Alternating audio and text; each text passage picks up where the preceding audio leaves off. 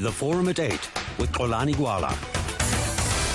It is now 10 minutes after 8. Once again, we say good morning to you. Welcome to the Forum at 8 here on SAFM, South Africa's news and information leader. Well, this morning, looking at the Labour Relations Act. And of course, it's within the context of the ongoing strikes in our economy, our country.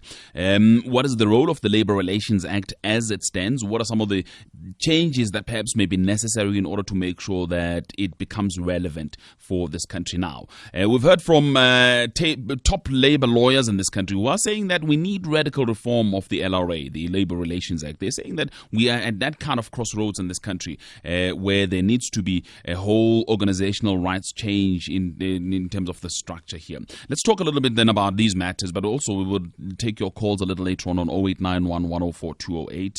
Send me an email at gwala@sabc.co.za.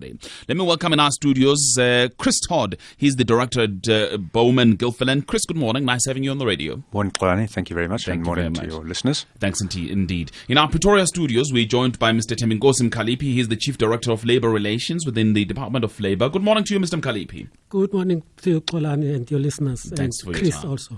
Thanks for your time. Thanks indeed, Mr. Mkhaliphi.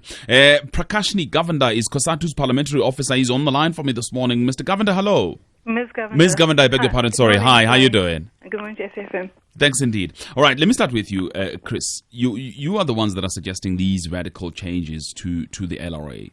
What do you have in mind?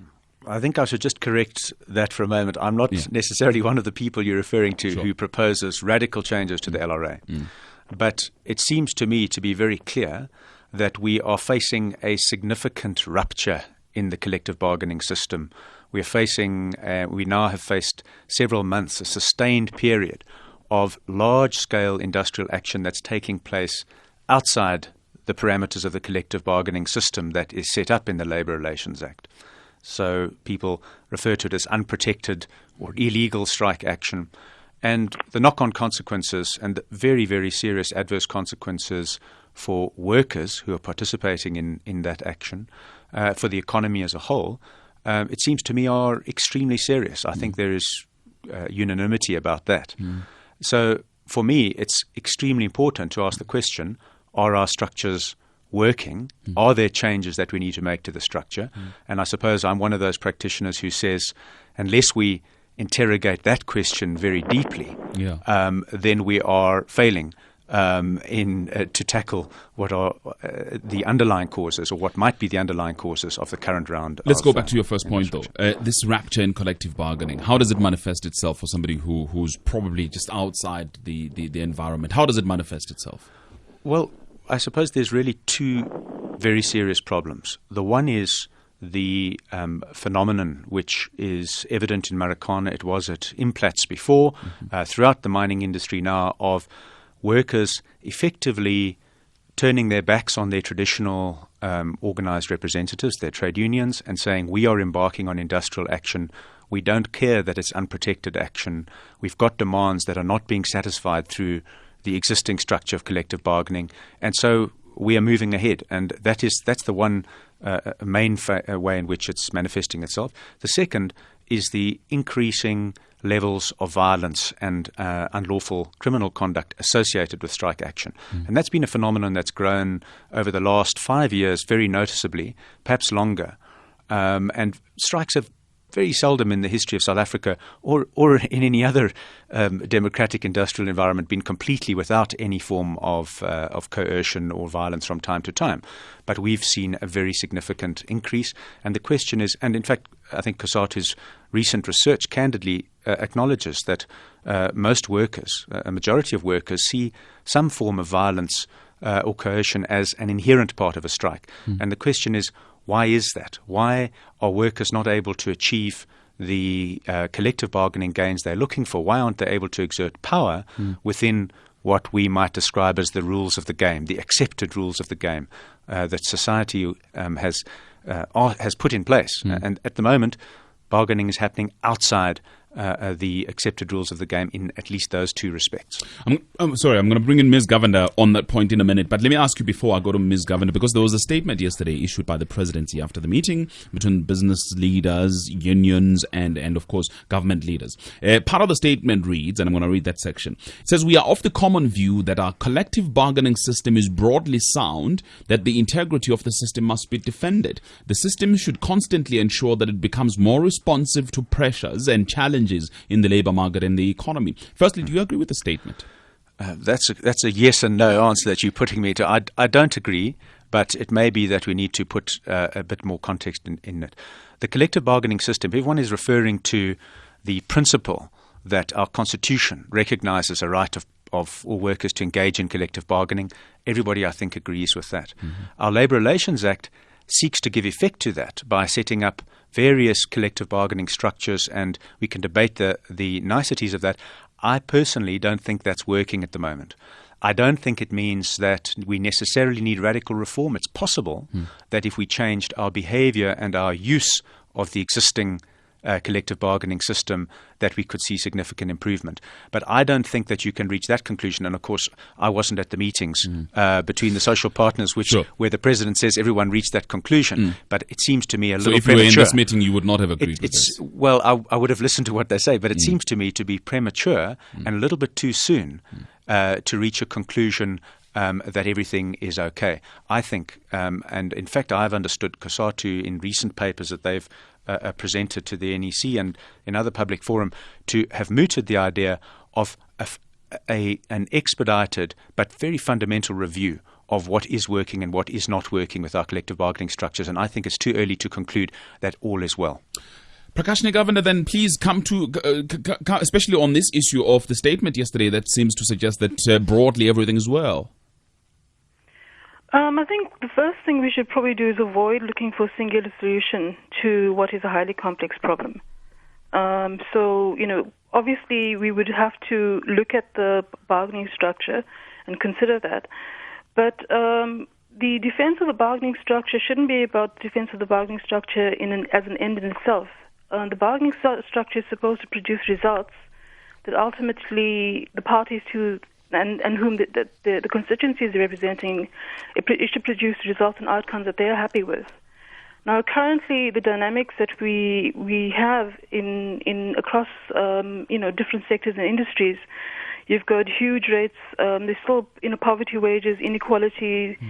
With atypical irregular labor, you find there's inequalities across amongst workers who are doing the same kind of work. So the problem may not necessarily be purely in the legal provisions, but it may actually be in relation to the extent to which people have confidence in the results that are being produced, and I think we need to take that into account. So you do agree then with Chris that it's premature to say that the system is stable and sound? I think we should. I think what we should do is, I think as a whole it's stable and sound, but there is room to consider a multi-tier or holistic solution, which means looking at the law, looking at the underlying causes, the way in which parties approach collective bargaining in general. And on the question of violence, I think we also there's a very simplistic approach to violent protest action. And I want to emphasize protest action because it doesn't extend just to strikes. And I do want to also emphasize the majority of workers, despite what workers have expressed in the survey, the majority of workers who engage in strike action are non-violent in how they conduct themselves. Yeah, but a sizable number of workers in your survey indicated that they think violence is the way to go, because they seem to suggest that when violence is involved, people tend to get what they want. Yeah, there is a sizable who have expressed that view, but in the conduct of the action carried out, what they view, I'm talking about if you monitor, let's take, for example, the protest march we had on labour brokers this year. It was a massive march around the country involving tens of thousands. So their views in terms of support of violence doesn't necessarily manifest itself in that way, in that manner, with the majority of workers actually being peaceful. I think there is a sizable number that we cannot ignore, and that is not something we should condone and support in no way. But we shouldn't differentiate or separate this from general protest action, which you find is increasingly becoming violent across the country if you take into account service delivery protests, for example. Yeah. So if your response is to merely just condemn, and we shouldn't just condone it, if your response is merely condemn, we're not going to look to the root causes of what's causing this. But mind you, the reason why we get to violence is really just trying to understand whether or not the collective bargaining system is facing rupture, as Chris pointed out at the beginning. Do you agree with that sentiment, that there's quite a bit of rupture in the collective bargaining system at this time? Well, I think we can, if we look at the Marikana incident, issue, the collective bargaining structure in the platinum industry doesn't have a centralized component, and the level of differentiation that happens then creates a space for extreme unhappiness when there's inequalities. What has been mooted as part of the solution that we need to look at, and you could do that obviously with or without legislation, is to look at a more centralized bargaining approach, which would not only increase equality when you're bargaining, obviously the outcome has to be one that's acceptable, but it would also address things where, for example, you've got atypical labor, where you've got labor that's been outsourced or subcontracted. Those parties who are not part of a bargaining council can be covered in terms of an arrangement, which would then reduce inequalities between workers who are employed directly by a company and those who are subcontracted to a third party and who may be essentially doing the same work. Okay. All right. I'm going to come back to you. But Chris, also, I would like you at some point to respond to this more centralized bargaining issue, because some are saying actually that's where our problem is, and they're saying that there's international best practice when it comes to those matters. I'm going to ask you to respond. But let me bring in Mr. Mkhaliphi. Mr. Mkhaliphi, from where you are seated, is everything all right? Well, from where I'm sitting as government is that we don't think that the system has broken down. But why are you changing things such as allowing minority unions to participate then? Let's just put the point over. Is that we engage in this country in collective bargaining over a number of different sectors. And the only sector that has got a problem is the mining sector. I accept that it's a major sector, but it's the only sector. All other sectors, collective bargaining is continuing properly. There's no breakdown of the system. And the reason we're making the changes that we're making in the law is not because of the incident that has taken place now. We've made these changes, we've debated them with Labour and business at NEDLEC over 2 years. And unfortunately, there was no agreement by all parties on these issues, specifically business. We do believe that the law, especially around the areas of collective bargaining, we should do something to try and see whether can we take out the problems that are there in the... All right, but let's take up, sorry to interrupt you, because I really need to take up some of the issues you're mentioning. You say the only sector is the mining sector. Actually, some people may say we saw the same thing with the truck drivers, where people were preferring to go directly to employers as opposed to using the bargaining structures that have been established. So it's not the only sector, but also... 2 years ago, 3 years ago, people would have said, well, everything was good and well within the mining sector in terms of the bargaining system until Marikana and until Amplats happened. So that it hasn't happened in other sectors doesn't mean that it's all well and good. Well, Xolani, the issue that I'm raising is that are there no other factors in the mining sector that causes this? The issue of poverty around the mining sector, the issue of service delivery generally, doesn't it affect it?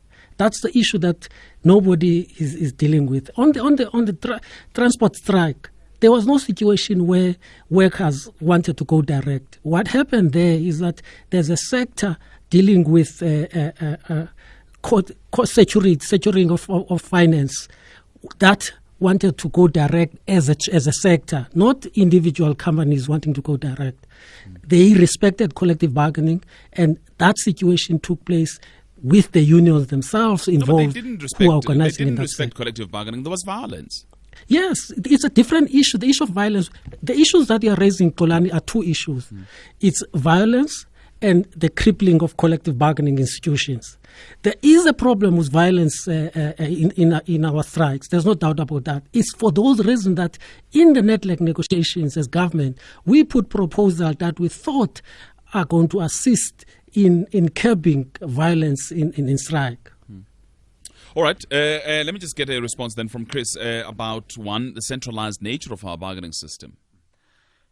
If I can just quickly respond to one other thing, I certainly am not saying that our collective bargaining system has broken down completely, but I think that something short of that still requires urgent attention and intervention. But I think one of the problems with what Prakashni is talking about, centralized bargaining, I think that the most careful or insightful in diagnoses I've seen so far of what's gone wrong in the mining sector is it discloses that there is a serious rift that has developed between shop floor workers and, in the case of the mining industry, coalface or rockface workers and the trade union movement that represents them.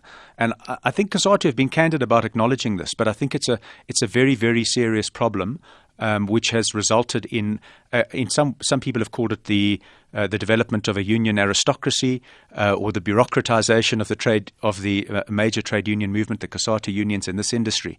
But what I'm very concerned about, and I think that it needs more careful thought, is that increasing centralization does not address that problem. In fact, focusing on industry bargaining does exactly the opposite. It creates it inherently creates the aristocracy of trade unions who are dealing with industry level bargaining issues at an industry level and takes them further and further from workers on the ground. That's an interesting point because currently there are negotiations within the platinum sector to centralize negotiations a lot more, because people are saying that if, for instance, let's take examples of Marikana itself. People at Marikana get a different pay from people at Royal Bafokeng. But if you have some sort of an agreement, you don't have people saying that, but those people over there are getting 10 times more than we do here. Yeah, it may be so. I mean, there are obvious benefits of getting to standardize norms within at an industry level. I mean, one can see that the stability that creates. But when our Labour Relations Act was enacted, what I understand the architects to have wanted to put in place was the notion of industry frameworks, where the industry would set perhaps norms and standards, minimum standards, or even actual standards in certain respects, but then devolve a significant amount of interaction to the workplace level, because one mine is not the same as another. And in fact, workers operating in one mine might, if they work cooperatively with management, be able to develop improvements in productivity and all sorts of things which actually allow them to develop better conditions both for workers and in the interests of the company. So it's that workplace level interaction that I think is fundamentally missing. Mr. Mkhaliphi, I'm going to come to you because I really would like us to attend to this matter. It's being discussed currently, and people pointed it out that was the weakness when it came to Marikana, that the centralized bargaining system wasn't there. Let me take this call though first from Lester in Cape Town. Hello, Lester. Lester, are you there? Yeah, yes, I'm here. Can you hear me? Yes, please, go ahead. Yeah, loud and clear. Okay. Hi. I just wanted to say, is it really our labor laws? Is it really what commentators are talking about, the rigidity, how rigid our labor laws are? Professor Ben Torok spoke yesterday about monopolies in the mining industry. That built in monopolies with the aid of apartheid, right? When we look at these workers today, why are they striking? They're striking because of their home loans that they've taken out and they can't afford it. It started at 12,000 rand. I saw on just last night some of them were raising up placards of 18,000 rand. Hello, are you still there? Yeah, we're listening. And basically what we are saying is that under apartheid, Anglo American built 100,000 houses for those who are classified as white. How many have they built today? So, I mean, my point is, before we even start with the labor laws, we've got to look at the actual system. Has the system been changed? Has it been rehabilitated? Has the mining industry been rehabilitated? Okay. All right, that Lester, to me is one of the issues that I don't think that has been looked at all. Fine. Lester in Cape Town, thank you. Let's go to Offensa in Soweto. Okay. Offensa, hello. Hello, Kolani, and hello to your listeners. Hi, welcome, Offensa. Great, thanks. I think the Labour Relations Act seems to be structured in favor of employers. I think it actually goes to the extent of disempowering employees in that particular sector. Why is it that this line of thinking that is represented in that act is not applied to other sectors throughout the economy? what happens in the mining sector in particular is that employers want to employ employees that are particularly uneducated and lowly skilled and are not able to move around and move to another community or to another mine. And if they are not happy with the working conditions or salary, they're stuck there. And this act only serves to reinforce that power dynamic. Okay, that's Ufense in Soweto. Quickly, let's hear from Hassan in Johannesburg. Hello, Hassan. Communities in the Benchmark Foundation, and we have found that the communities are very disempowered. So if you simply want to insulate workers away from communities where they are living, this living out allowance is both a workplace issue as well as a non-workplace issue. So I really think you make a mistake. And this is where if you're talking about strengthening or revising labor relations, I think you must look at who really has the power. Employers continue to dismiss at will, take pay the way they want, and really run the business into the ground, generally speaking, because workers are having severe inequalities. In the communities, you don't have any regulatory body that checks about pollution, waste, etc. This is a piecemeal effort. You are postponing the conflicts. All right, that's Hassan in Johannesburg. All right, I'll get my guest to respond to some of those comments a little later on. 0891 104 208, 0891 104 208. I'll also look at your emails, gwala@sabc.co.za. Remember my guest, Chris Todd of Bowman Gilfillan, Thembinkosi Mkhaliphi of the Labour Department, as well as Prakash Nigavanda, COSATU's parliamentary officer. We'll take your calls 0891 104 208. The Forum at 8 with Xolani Gwala. This morning talking about the Labour Relations Act, and we're talking about whether or not it is, I suppose, yielding the desired outcomes when it comes to workplace issues. And my guest on the program, Chris Todd of Bowman Gilfillan, is a director there. He's here with me in studio. Thembinkosi Mkhaliphi is in our Pretoria studios, and Prakash Nigavanda is a COSATU parliamentary officer on the line for us this morning. Let me read some SMSs, and I'll ask my guest to respond. Let's start with this one from Tony Masa in Hillbron, who says, Forum at 8, I think the engagement of labour lawyers will help. Unions are political organs that we need labour lawyers to come in here. That's a view from Tony Masa. KB says violent strikes work for COSATU unions because there hasn't been and there will not be consequences, but for the rest of the workers, police brutality awaits. That's KB. Another one from Joe in Randfontein says the so-called representatives and mediators of workers have lost credibility. They became too close to the employers. Another one says, why are wages not increased in line with Eskom rates or in line with food prices? Is the state not responsible for housing? That's Michael. Hi everyone, the quick reason is that there is a 50% gap between salary and wages, which is slave payment. Unions can't close that gap. Tulani in Mpumalanga on SMS. Another one from David Mtunzi Mabato. Lack of respect for other people's rights other than the striking workers alone is the biggest problem in this country. Let me look at emails. Some emails. There's one from KC in the Eastern Cape. Kelly Tanga. It says, I think it is a bit rich coming from the president that the private. Okay, so this is in response to, and perhaps we should make some time talk about this, the salary cut issue that we spoke about a little earlier on. But in terms of what we're talking about now, let me get one or two emails. All right, I'll go back to the emails in a minute. I'm trying to open it. Let me bring in Mr. Mkhaliphi. Mr. Mkhaliphi, one of the things that I wanted you to respond to was the issue of centralized bargaining and whether it is working. Well, Xolani, we in South Africa we engage in more than 18 sectors centralized collective bargaining. Yeah. And in all of those sectors, the institution of collective bargaining is delivering the goods. Now, if we look on the situation of the mines, this started in the Department of Mines where there's no centralized collective bargaining. It went into the gold mines where there is central collective bargaining. Yeah.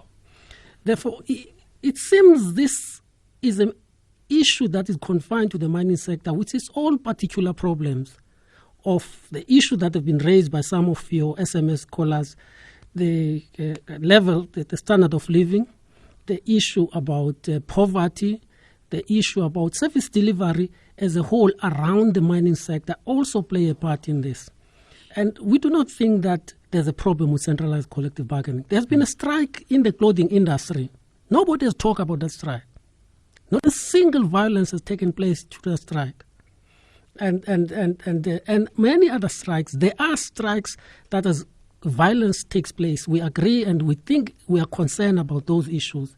And that's why we try to put amendments in the negotiation to deal that we think will help us dealing with the issues of violence. But on the issue of centralized bargaining, and we think it is working, it cannot be judged only by what's happening in the mining sector. Right, let me bring you in again, Chris, on that. Do you accept the point that this is peculiar to the mining sector?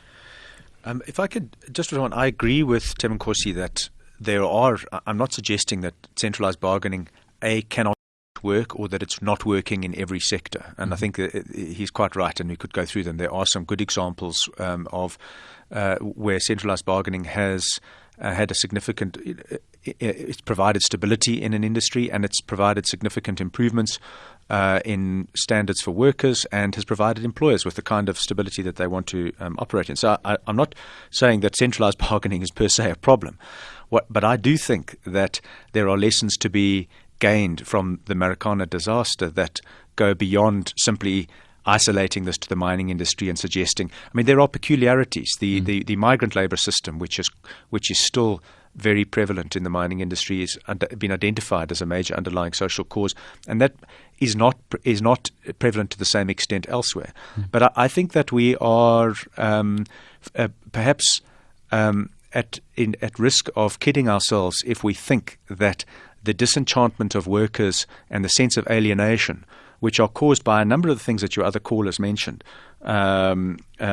poverty, inequality, unemployment, and we can see in the Marikana situation, but it applies elsewhere in the economy. As the number of unemployed people grows, one of the consequences is that the lowest paid workers are supporting more and more people on their lower wage. So these kinds of problems are endemic and exist in other industries, and I actually think that we would be not doing the country justice if we just isolate this and suggest that it's a mining industry problem. There's one other point to that, and it's come out from what your callers have said. I think Lester talked about houses and the social wage. The problem of poverty, inequality, unemployment, there is a major question which affects workers throughout the country, and I think Prakashini mentioned that we are seeing a sense of disempowerment or dissatisfaction with the system, not only from employed people, but also in what are commonly referred to service delivery protests.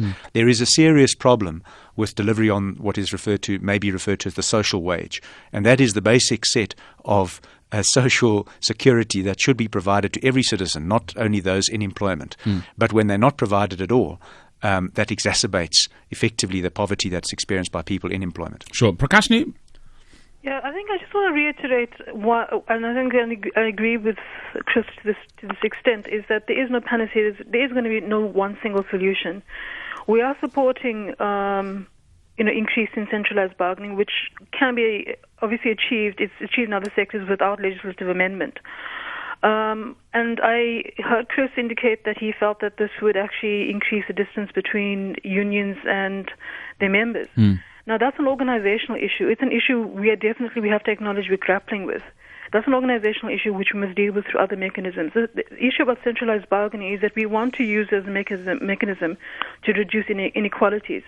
Now, if we take Marikana, for example, you had workers who were employed directly by the mine and those who were subcontracted. And that's why there was this huge disparity in terms of what workers were earning and in terms of what was reflected in what it was they were earning.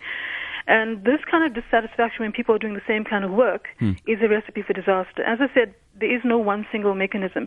Your bargaining process has got to deliver results that are going to be acceptable. Now, I think one of the callers mentioned, why aren't wages in line with food price? And I think that's a very relevant question. Too often there's criticism saying that unions are calling for above-inflation-related increases. CPI is a basket of goods which is not necessarily relevant to ordinary workers and whose greater proportion of their wage is actually spent on food. In fact, food inflation is higher than CPI. And so, it's not a question of greed. It's a question of realities that they face. So the question of rigidity versus flexibility is where the issue of cost comes in. And too often employers say they want flexibility, they want flexible labor. The reality is that the living needs and the cost of meeting those are not flexible for workers, and they're less flexible in terms of being able to make the cuts as compared to an executive. Also want to respond to something in relation to what Chris said on productivity, and there's a lot of emphasis now on productivity-related bargaining, and obviously pointing out to this the notion that South African labor is not as productive as compared to, for example, China or other countries. And there's a real problem with the statistics around that, because we understand even from Reserve Bank data that the productivity stats that has been put out for years now has been inaccurate. Secondly, if you point to the mining industry, you can look at how the difficulty, even if you're looking at accuracy of stats, there's difficulty in actually measuring it in a way that's fair. All right, I think that's a contentious issue. Point in gold. Yeah, I think that's going to be very contentious, because some may point to international studies, not even local stats. There's a point to be made in gold. All right, fine. I suppose we'll discuss that issue. 10 years ago, you would have been able to doing the same kind of work, working the same level of intensity. You could have yielded more in terms of your gold, versus now, because despite us being, the richest country as far as gold reserves are concerned, they're actually just contained in deeper and deeper deposits. Yeah. So it's not just a question of working harder. It's a question of the fact that the reality, the external factors that have nothing to do with the manner in which or how hard labor works. Okay. So I think we need to actually look at that. Yeah, I think the competitiveness is a separate discussion, and it's a very interesting discussion whether we can compare then our workers with workers elsewhere, especially as you point out that our mines are a lot deeper than mines in Australia, for instance, and therefore perhaps what we extract, what we get out is going to take a lot longer than what they do in Australia, given the fact that they're also using machines. Let's take some calls. 0891 104 But before I go back to the lines, 1 or 2 emails. There's one here from, Fahim Hussein, who says, your government representative is talking nonsense. The automotive sector is also seeing demands taking place outside of the collective bargaining structure. Look at Toyota Bogusho in Durban. They are currently striking. In fact, we reported on that strike a little earlier on. But nonetheless, Fahim goes on to say the only reason that workers around the country are striking is to pay for basics that all 3 levels of government have failed to provide. 1, accessible and affordable health care. Access to education for their kids, affordable housing, the list goes on and on. If government provided, and this is what Chris referred to earlier on as a social wage, Chris, if government provided the above, then workers would be able to survive with what they are earning. Key players in government have been too busy lining their pockets and infighting in their parties to worry about the needs of their people. Government needs to take more ownership and responsibility for this problem. That's an email from Fahim in Durban. Another one came through from Tapelo.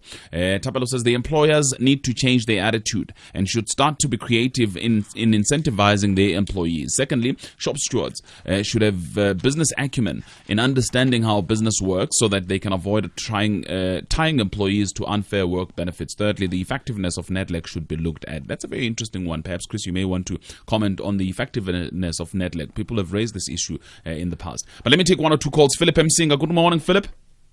Good morning, Golani, and your analyst. Yeah, hi, welcome. Golani, I'll be very short. Yeah.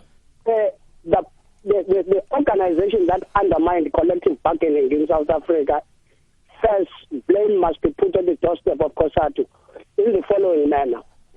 The voices of workers could not be heard simply because when they went for centralization, when COSATU went for centralization of bargaining, which was by in itself a good method.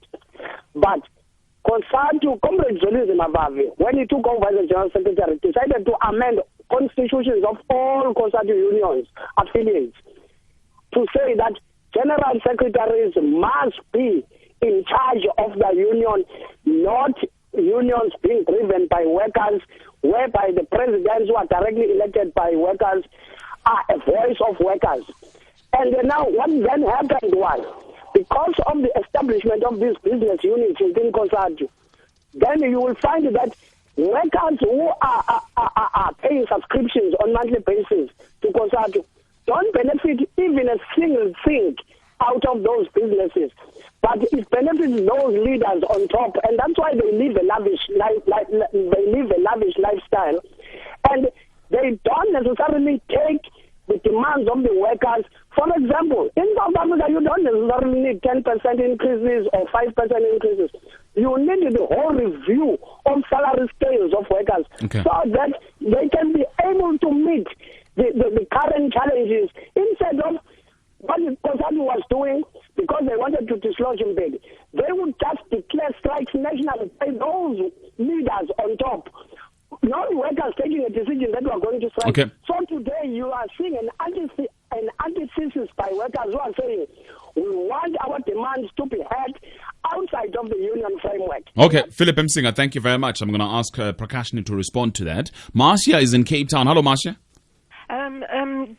Good morning. Hi, welcome. You know, I personally feel that all these strikes that have been going on, of course, I'm going to put forward a conspiracy theory. Have all these trade unions met together and said, well, this is it, all over South Africa? Because, you know, it has affected the whole of South Africa, with people not being able to get petrol, with citizens not being able to draw money, I was also incensed when I heard Governor, what's his name? Jordan Prawden. Who's that? The financial... Pravin Gordhan. Yes, thank you. When he said the privileged middle classes, we're all not privileged middle classes.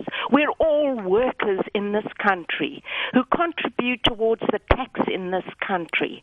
And that really annoyed me greatly because I just feel everybody has to work jolly hard to be able to meet the needs of the day and for their families. Okay, Marcia. So, you know, everybody has been traumatized by these constant strikes. All right. And also, is this a conspiracy with the municipalities and with what it just seems very strange to me? Okay, Marcia in Cape Town, pretty annoyed. John in Pinetown, are you annoyed? Good morning. Hello. Lonnie. I think that the unions and the employees should get together and start schooling employees on tolerance, because my concern is that the violence that's coming through is now, over the last 5 years, has been related down to the school children who, if they're not happy with a teacher, go on a strike, burn down a classroom that costs hundreds of thousands of rands to build, and prejudice themselves and the younger generation coming up because there are no classrooms to go to. I think tolerance must be taught, and I think the people must go on courses to be taught tolerance, down to the lowest sweeper in the factory and the lowest paid miner in the mining sector. Fantastic, John in Pinetown. I think the question then arising out of that, John, is why is there no tolerance at the factory floor level? We'll get answers for you in a minute. A couple of SMSs coming through as well. It's 8 minutes before 9. The Forum at 8 with Xolani Gwala. Somebody on SMS says, collective bargaining is not working. Ask public servants. That's John in Emelo. Another one says, recently entering the mining sector is not posing a problem. Housing, etc. KZN. Why are Eskom employees paid more than teachers? That's according to Peter. Sir, strikers all over the world should remember when they were unemployed and how they battled for a job. They could be back there again. That's an SMS from Ricky. Right, let me start with Prakashni then. In terms of wrapping up, because we're coming towards the end, and just basically respond as well to what Philip was saying, that COSATU is to blame partly for what we are seeing in terms of our collective bargaining today. Okay, I had some difficulty understanding what he was saying, because he said that the General Secretary had intervened to amend the constitutions of different affiliates, and that's not correct. You know, there's each affiliate union is a separate structure, constitutionally speaking. We don't have the power to amend their constitutions, and they've got to go through relevant congresses to do so. So that, I can't respond to that. As far as Marcia is concerned, the answer is just straightforward. There's been no conspiracy to bring the country to halt and to embark on strike action. And yes, we're all workers, but that does not negate the fact that there's huge inequalities. You know what? On the very note, I want to ask Chris if you understood what Philip is saying by suggesting that COSATU may very well be to blame for some of the problems. Chris?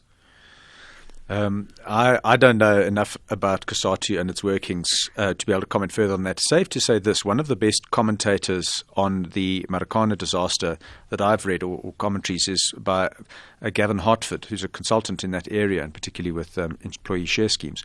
But he talks about, and he uses strong words, he talks about the collapse of the union constituency-based system. Well, I don't know if he said collapse, but he talks about a serious problem with the failures of the constituency-based system. And I think that I think Prakashni's acknowledged that she referred to it as an organizational issue within COSATU.